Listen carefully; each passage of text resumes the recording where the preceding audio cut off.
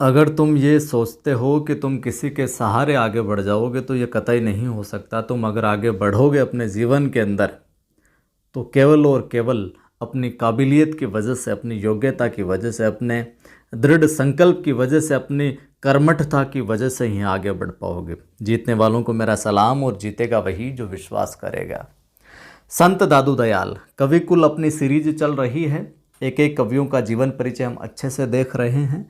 साहित्य इतिहास की दृष्टि से और सामान्य ज्ञान की दृष्टि से भी ये बहुत महत्वपूर्ण है, जो भी हिंदी का विद्यार्थी है। नेट सेट परीक्षा हो, चाहे कॉलेज लेक्चर हो, स्कूल लेक्चर हो, ग्रेड सेकंड हो, राजस्थान से बाहर केवीएस, डीएसएसबी, एनवीएस, तमाम भर्ती परीक्षाओं के लिए सीरीज बहुत ही महत्वपूर्ण है। संत दादू दयाल।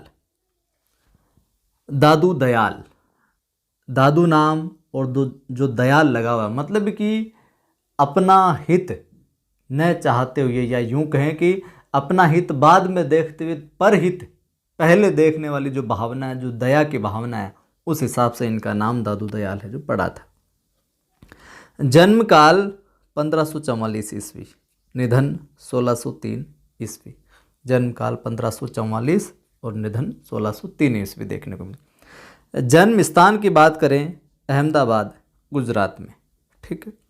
भक्ति काल में ज्ञानाश्रयी शाखा के प्रमुख संत कवि। कई बार ये सवाल आ जाता है कि जो दादू दयाल है किस शाखा के कवि हैं, तो ये ज्ञानाश्रयी शाखा के प्रमुख संत कवि हैं। निम्न में से संत कवि है या निम्न में संत कवि नहीं है, इस प्रकार से भी सवाल आ जाता है।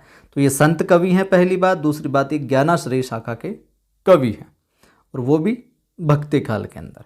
चलिए, 11 साल की उम्र में, 11 वर्ष की अवस्था में दादू को क्या भगवान जो है वो वृद्ध के रूप में दर्शन दिए। भगवान ने किसके रूप में? एक वृद्ध के रूप में दर्शन दिए। और इस बात का जो जिक्र है, उल्लेख है, वो जन गोपाल कृत जन्म लीला पर्ची में मिलता है। तो इनके अनुसार जन गोपाल कृत जो जन्म लीला पर्ची, इनके अनुसार कहा, इनके गुरु का नाम क्या था? गुरु का नाम हो गया वृद्ध भगवान। वृद्ध भगवान अगर आ ही जाए कहीं तो ध्यान में रखना, वृद्ध भगवान इनके गुरु बताए गए जन गोपाल कृत जन्म लीला पर्ची में।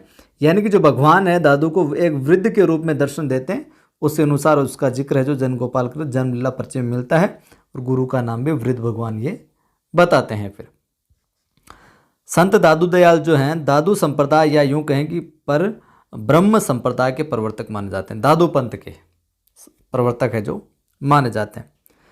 राजस्थान का कबीर भी कहा जाता है इनको। तो कई बार परीक्षा में आया यह सवाल, राजस्थान का कबीर किसे कहा जाता है? दादू को या दादू दयाल को राजस्थान का कबीर भी है जो कहा जाता है। प्रमुख पीठ राजस्थान के जो अंदर जो स्थापित है वो नारायणा या फिर नरैना जयपुर के अंदर है जो स्थापित है। नरैना जयपुर में इनकी प्रमुख पीठ है जो स्थापित है। ठीक बात। दादू पंथ के परीक्षा में यह सवाल आ जाए कि दादू पंथ का जो अधिकांश साहित्य है वो किस भाषा में रचा गया है? तो ध्यान में रखना बंधुओं, अधिकांश जो साहित्य वो ढूंढाड़ी बोली के अंदर, ढूंढाड़ी भाषा के अंदर है जो रचा गया। किसमें? ढूंढाड़ी में। किसका? दादू पंथ का अधिकांश साहित्य। कई बार परीक्षा में ये सवाल भी आया, और परीक्षा में आ जाए सवाल कि दादू पंथी जो होते हैं, दादू पंथ के जो अनुयायी है, दादू पंथ को मानने वाले जो लोग हैं, समर्थक जो लोग हैं, वो क्या कहकर अब आपस में विवादन करते हैं? तो ये कहते हैं सतराम कहकर। आप खटा भी जाना मिलता करा ना, राम राम सा, राधे कृष्णा सा, जय सिया राम सा। तो ये क्या करते हैं, जब भी आपस में मिलते हैं तो उस समय अभिवादन करते हैं सतराम सतराम। ठीक है, ये सतराम कहकर आपस में अभिवादन है जो करते हैं। वहीं परीक्षा में अगर आपसे ये पूछ लिया जाए, पूछा नहीं गया अभी तक लेकिन फिर भी पूछ लिया जाए थोड़ा सा, तो दादू के बाद जो ये संप्रदाय था इनका दादू पंथ, ये धीरे धीरे कितने 5 उप संप्रदायों में बट गया था। कितने? 5 उप संप्रदायों में बट गया था, जिनके नाम है खालसा, विरक्त, तपस्वी, उत्तरादे व स्थान धारक, खाकी और नागा। खालसा, विरक्त, तपस्वी, उत्तरादे, खाकी और नागा इन 5 उप संप्रदायों में विभक्त है जो हो गया था दादू के बाद ये संप्रदाय। दादू पंथियों का जो सत्संग स्थल है ये कई बार परीक्षा में आया है, ध्यान में रखना, वापस आ सकता है। इनका जो सत्संग स्थल है वो अलख दरीबा के नाम से जाना जाता है। तो दादू पंत का जो सत्संग स्थल है, भजन कीर्तन करने की जो जगह है, वो क्या कहलाती है? अलख दरीबा है, जो इस नाम से जानी जाती है। रचनाओं की बात करें हम, दादू की तो प्रमुख रचनाएं इनकी 3 हैं, जो कि संकलित ग्रंथ है, संकलन किया गया इनके शिष्यों द्वारा, इनके समर्थकों द्वारा।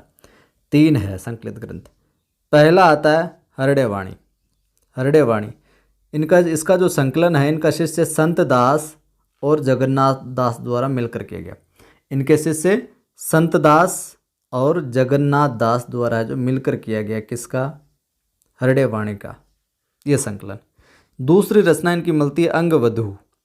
अंगवधू का जो संकलन है, इनका जो प्रमुख शिष्य रज्जब द्वारा जो किया गया। इनके विषय में कहा जाए इनके 52 शिष्य थे। कितने? 52। इसमें सुंदरदास हो गया, रज्जब हो गया, ये प्रमुख थे। तो संकलन प्रमुख शिष्य किसके द्वारा? रज्जब के द्वारा। तो पूछ लिया जाए अंगवधू का संकलन किसके द्वारा किया गया? रज्जब के द्वारा। दादू दयाल, इसका संकलन परशुराम चतुर्वेदी द्वारा किया गया और ये इनकी रचनाओं का प्रमाणिक ग्रंथ संकलन है जो माना जाता है। तो हरड़े वाणी, अंगवधू और दादू दयाल, हरड़े वाणी, अंगवधू और दादू दयाल, ये इनकी रचनाएं मानी जाती है, जो कि संकलित है इनके शिष्यों द्वारा। हरड़े वाणी संत दास जगन्नाथ दास द्वारा, अंगवधू रज्जब द्वारा, दादू दयाल परशुराम चतुर्वेदी द्वारा। तो ये थे दादू दयाल। और अपनी एप्लीकेशन डिस्क्रिप्शन में लिंक मिल जाएगा, प्ले स्टोर पर आप सर्च करोगे तो वहाँ पर मिल जाएगा नवसृजन क्लासेज। नवसृजन क्लासेज, नवसृजन क्लासेज के ऊपर सुपर 100 फर्स्ट ग्रेड का बैच चल रहा है। First grade Hindi, first grade Hindi का सुपर 100 बैच चल रहा है नवसृजन क्लासेज पर। तो जो साथी जुड़ना चाहता है, अभी से जो करेगा तैयारी, वही लगेगा सरकारी। तो हमारे साथ सुपर 100 बैच में जुड़कर अपनी फर्स्ट ग्रेड हिंदी की जो तैयारी है उसको और सुदृढ़ और मजबूती प्रदान कर सकते हैं।